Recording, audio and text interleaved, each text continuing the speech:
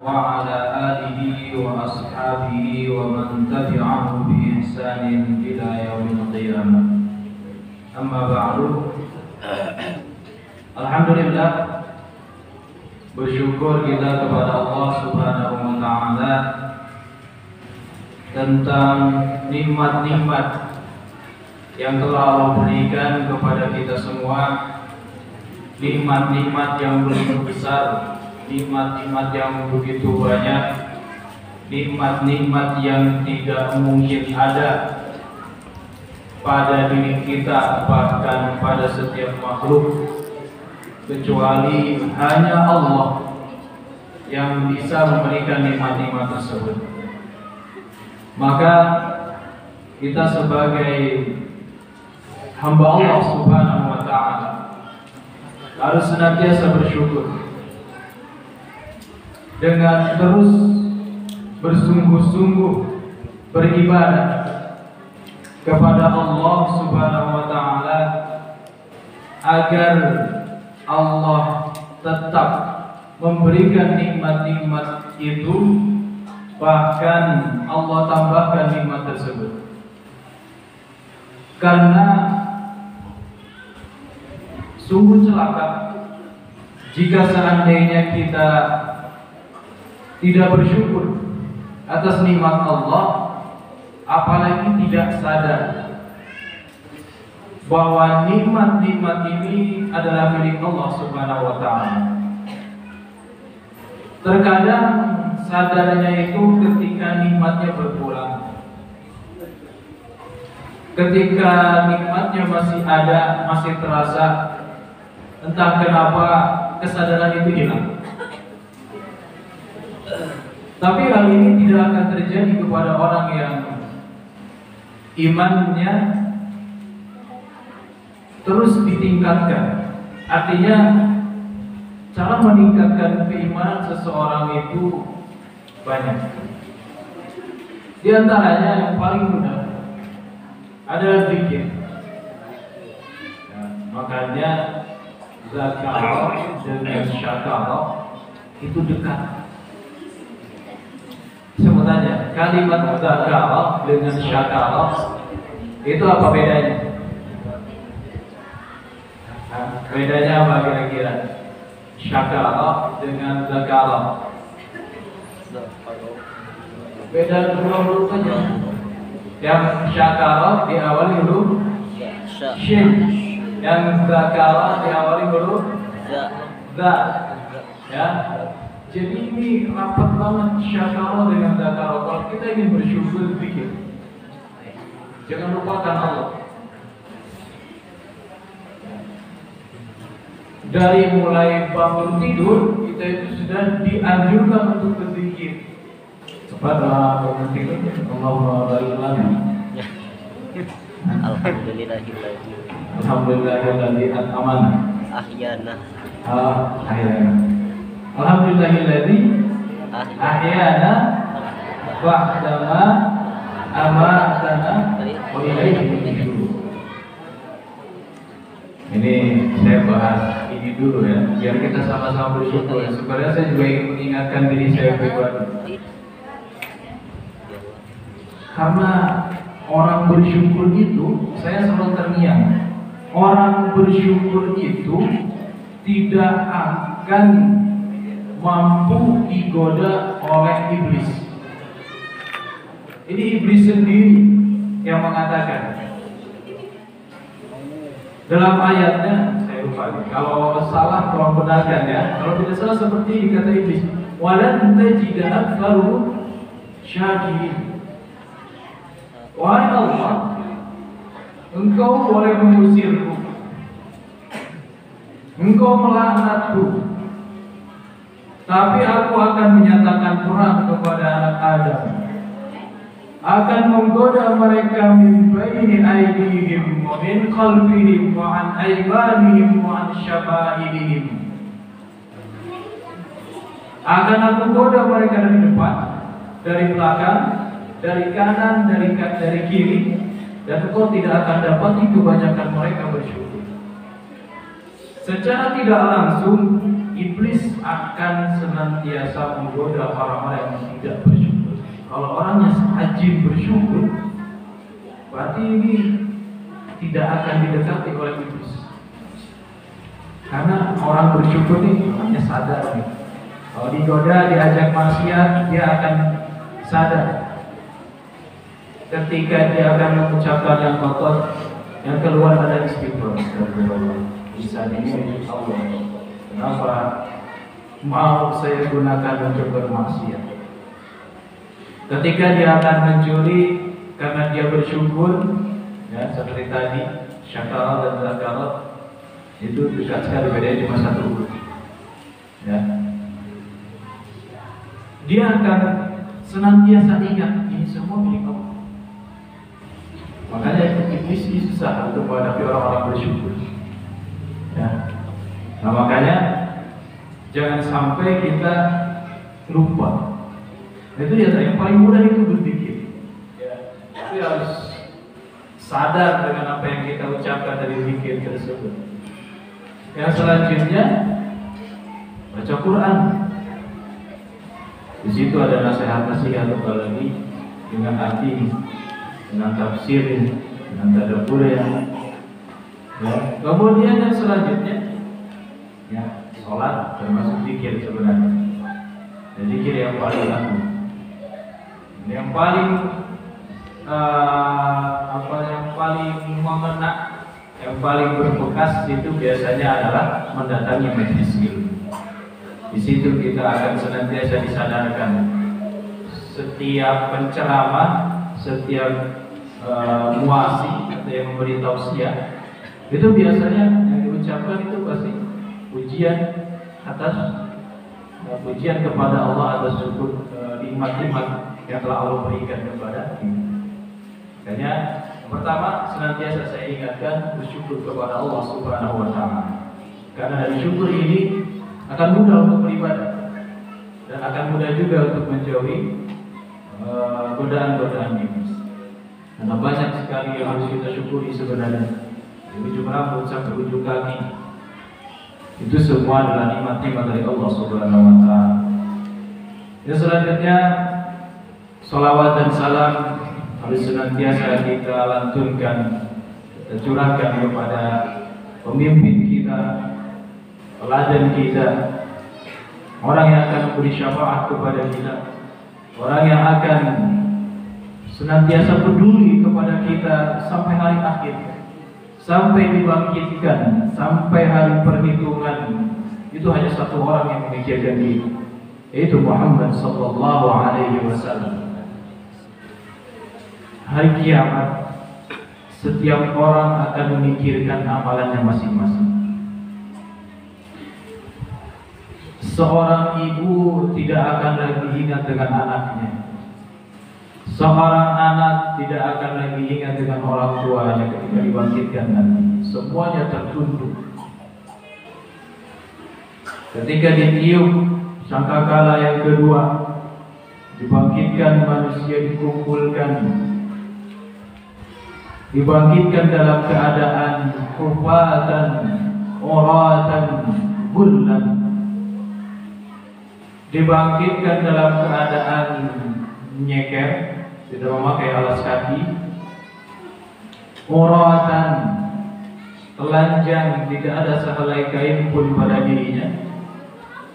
Yang ketiga, gullan, tidak dihitan.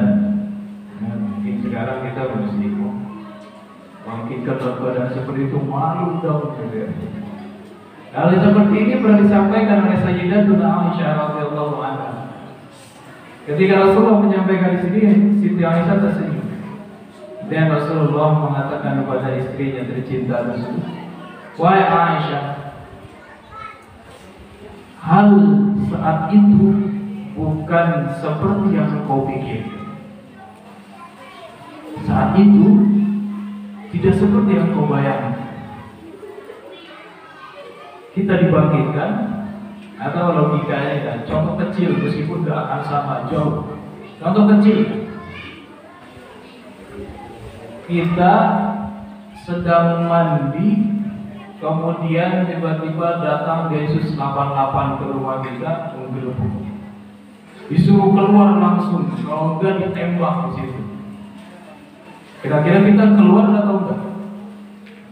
Lagi mandi juga. Tujuh ibak, ayah Densus 88 senjata lengkap, langsung berobos ke bumi. Lamun keluar ditembak di lawang, pantau WC. Keluar ditembak. Saat itu lebih dari dibangkitkan dalam keadaan upatan dan gurlan, keadaan telanjang, tidak pakai apa. Semuanya tertunduk karena yang akan dihadapi, yang akan ditemui adalah Allah Subhanahu wa Ta'ala. Tapi saat itu Rasulullah SAW sudah siap untuk memberikan syafaat yang tadi. Lalu manusia mana lagi yang akan kita cintai kecuali Rasulullah SAW? Maka ikutilah sunnah-sunnahnya, terutama akhlaknya. Senantiasa lantunkan salawat kepada beliau Sallallahu Alaihi Wasallam. Ingat, yang paling penting itu akhlak. Sunnah sangat penting. Yang paling penting akhlak. Orang sholat, orang sedekah, pergi haji, pulang balik 77 kali, umrah 100 kali, tapi akhlaknya gak ada. Ini sering disampaikan.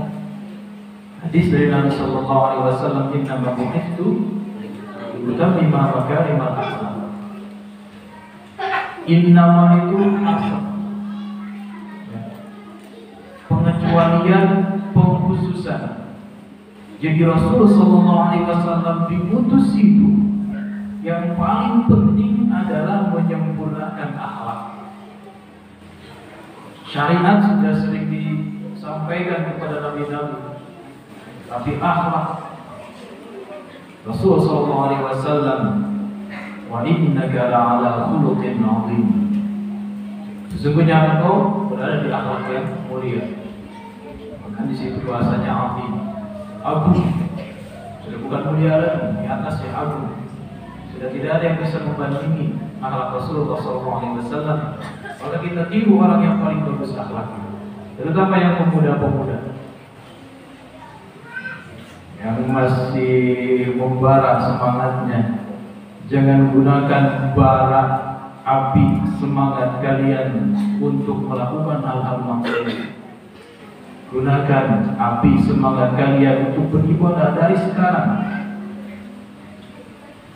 Bangun tahajud. Kalau sudah tua sudah lelah, dengkulnya sudah senat-senut, kepalanya sudah sering pusing. Tapi anak muda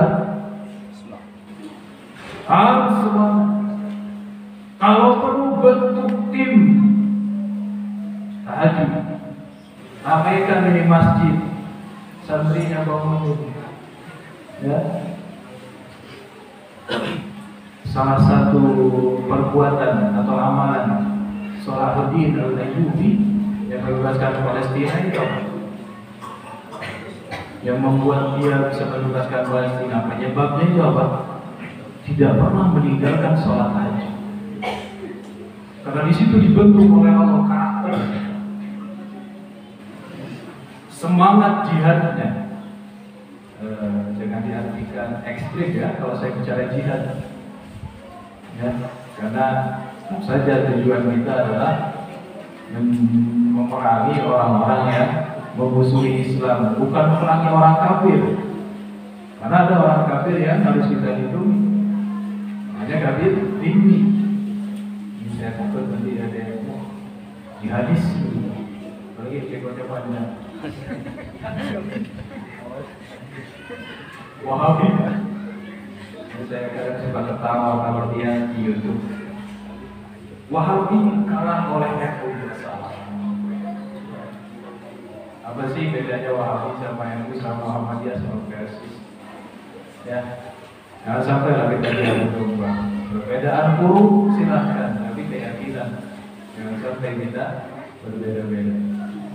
Meskipun ada teman saya yang bilang kalau saya Wahabi, kenapa? Cikosnya panjang, pernah kuliah di Saudi, sudah Habib. Sudahlah, terserah.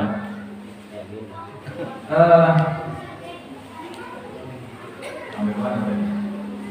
Jadi semangat yang berbuat. Tidak di sini yang saya tunjukkan semangat kan.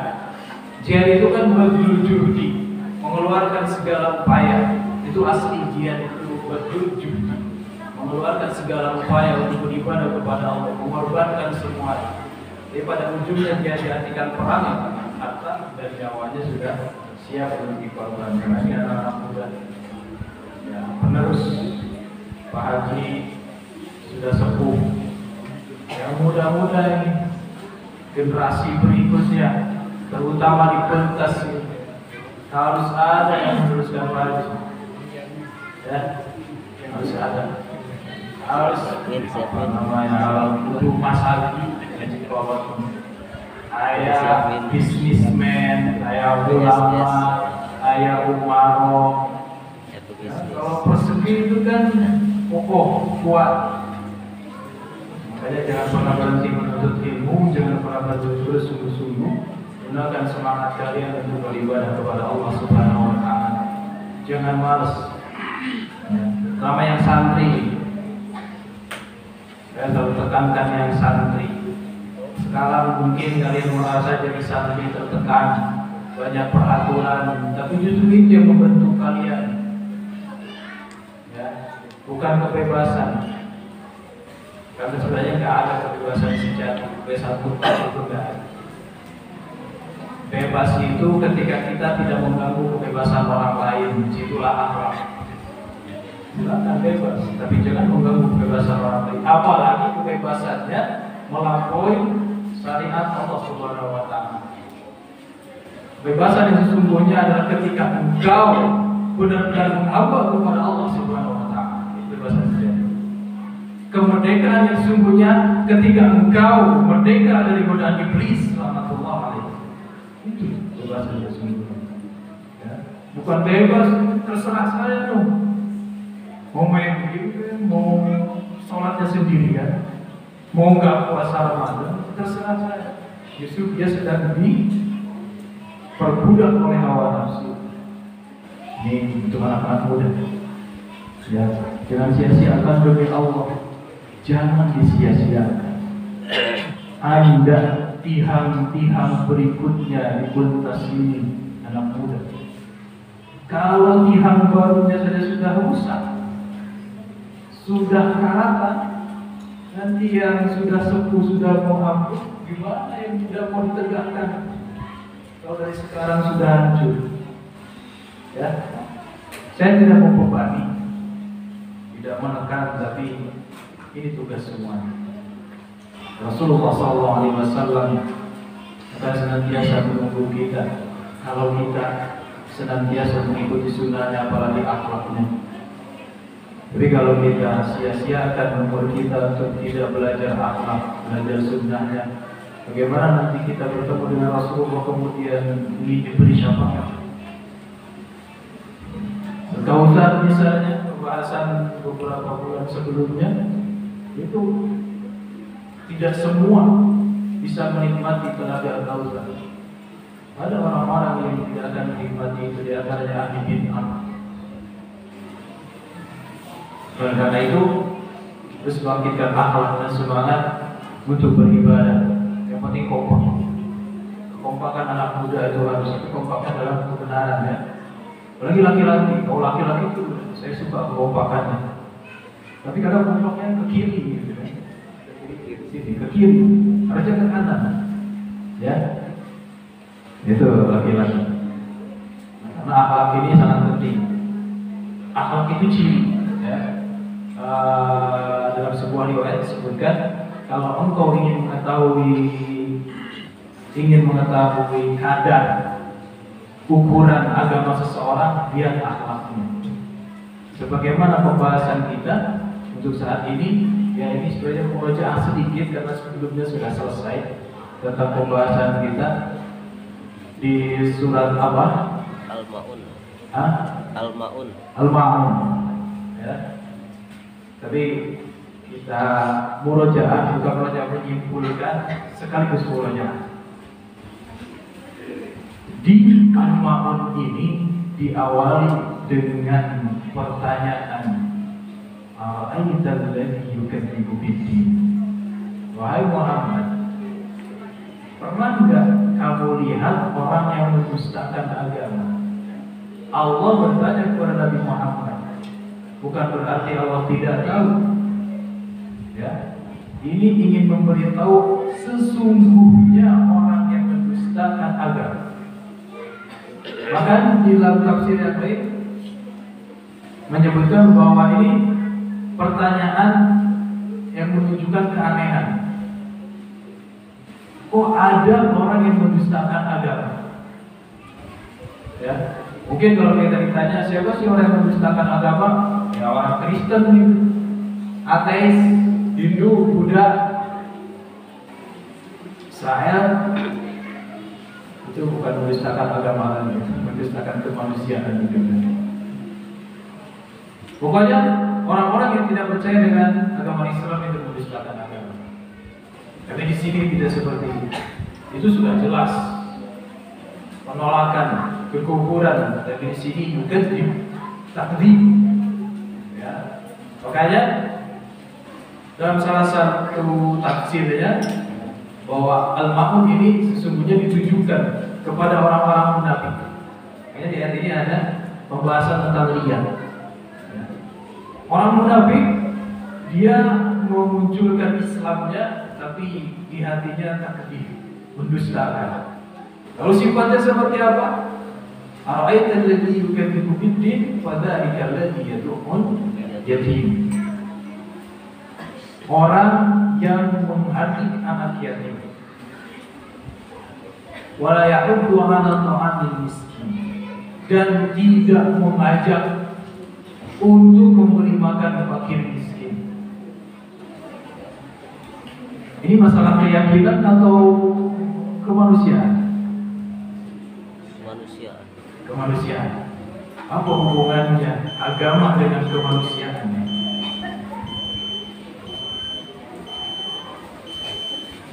Padahal kan orang yang mendustakan agama ya sudah, orang yang tidak percaya kepada agama Islam. Dan di sini disebutkan orang yang menghadik anak yatim. Menghadik dulu pernah kita bahas dari perkataan, perbuatan, ya, cara kita menerima atau mengobrol dengan anak yatim. Jika itu menyakitkan sama dengan menghadik. Atau tidak saling menasehati, mengajak untuk senantiasa beribadah kepada orang miskin. Ini masalah kemanusiaan.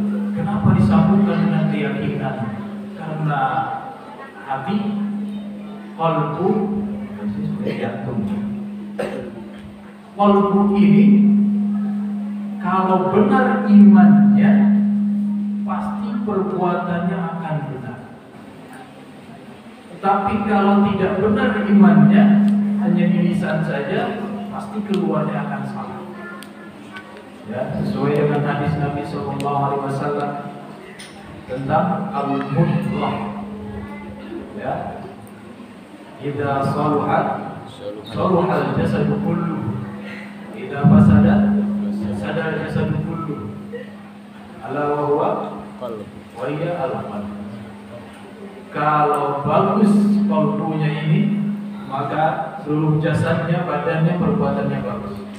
Tapi kalau rusak juga perbuatannya. Nah, ini pertimbangan dari kenapa agama menghubungkan dengan kemanusiaan, seperti berbuat baik kepada anak yatim, senantiasa bersedekah kepada orang miskin. Karena orang yang benar-benar iman, yang bagus agamanya itu akan merasakan anak yatim ini tidak merasakan nikmatnya disayangi, dikasihi oleh ayahnya. Mungkin di rumahnya kurang diperhatikan oleh ibunya. Mungkin dia tidak pernah makan enak. Mungkin dia tidak pernah tidur nyenyak. Mungkin di rumahnya senantiasa dipaksa oleh ibunya untuk membantu pekerjaan-pekerjaan.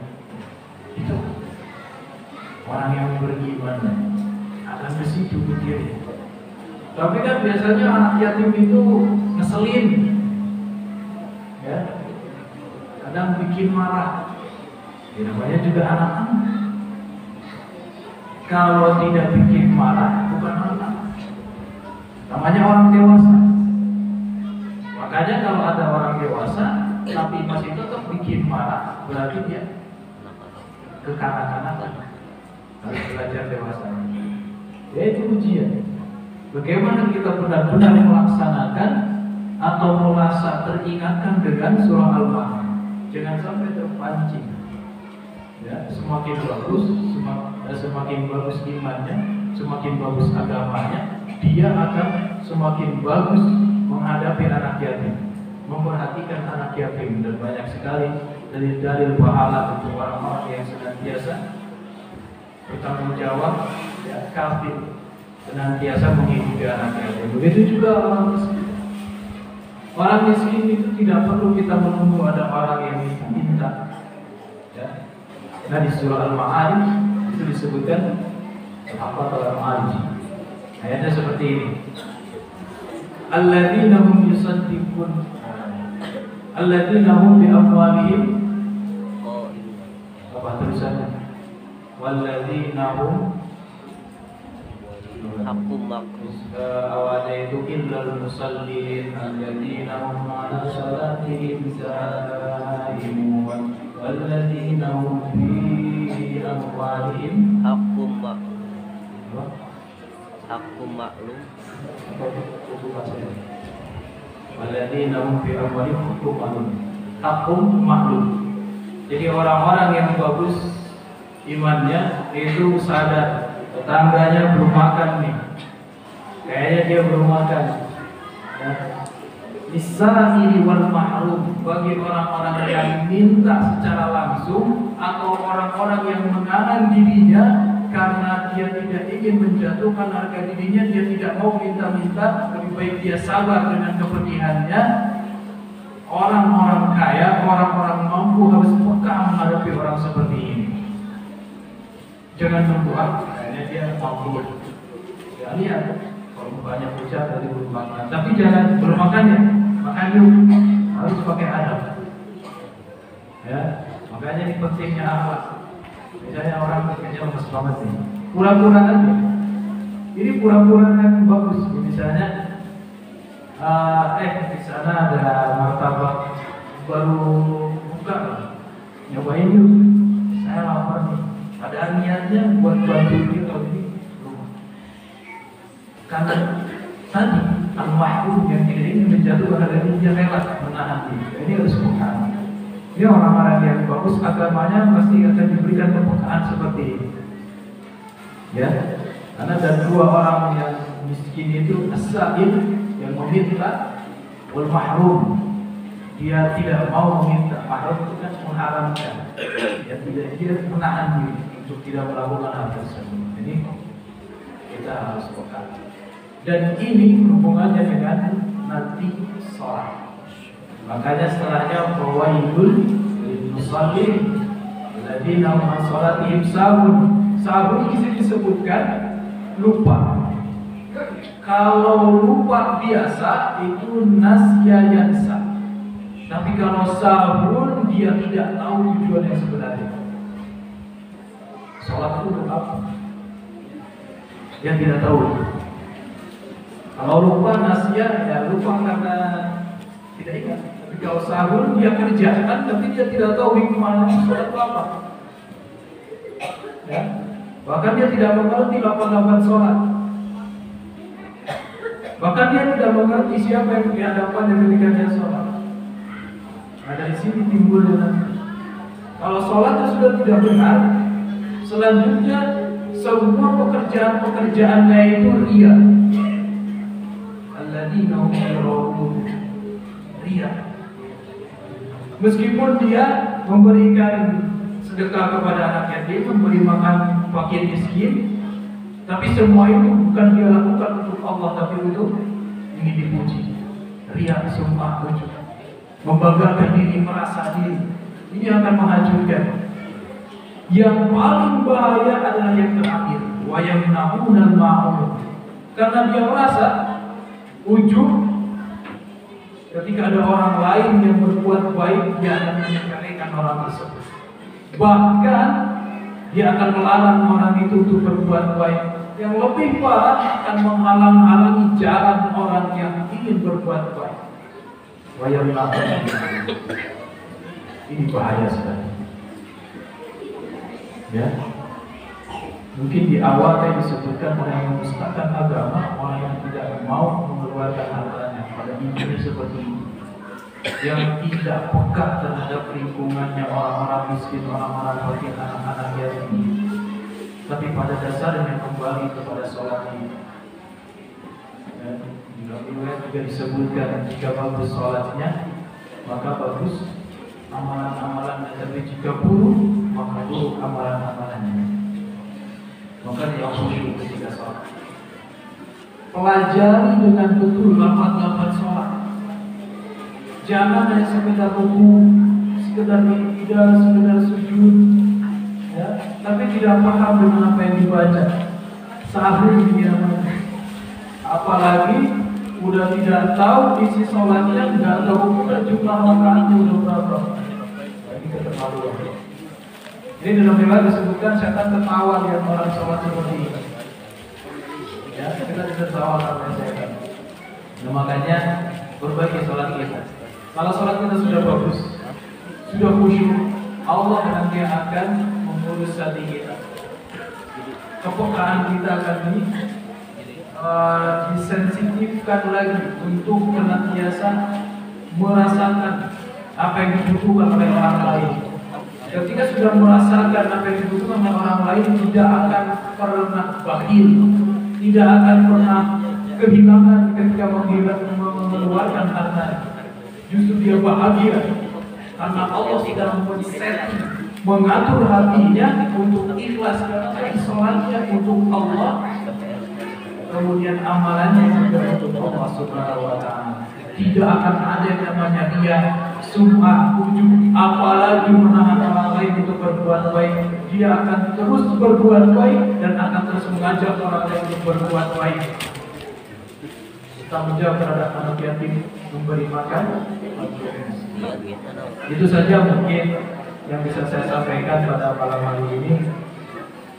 Niatnya sampai bisa saja tadi karena mau ada musyawarah di bulan Akhir, tapi terlalu asik untuk mengingatkan diri sendiri sholat. Dan mudah-mudahan yang hadir di sini juga sama-sama kita kembali untuk mengingat Allah, mengingat tugas kita beribadah kepada Allah dengan ikhlas.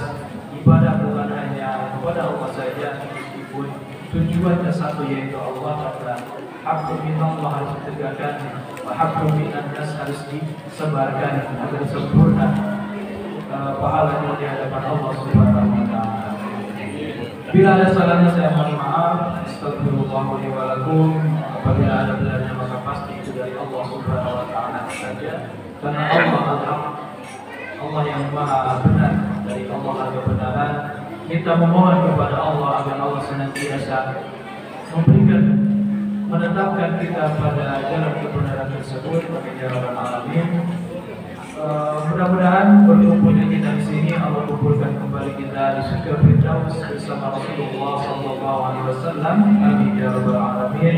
Billahi taufiq wal hidayah. Wassalamualaikum warahmatullahi wabarakatuh.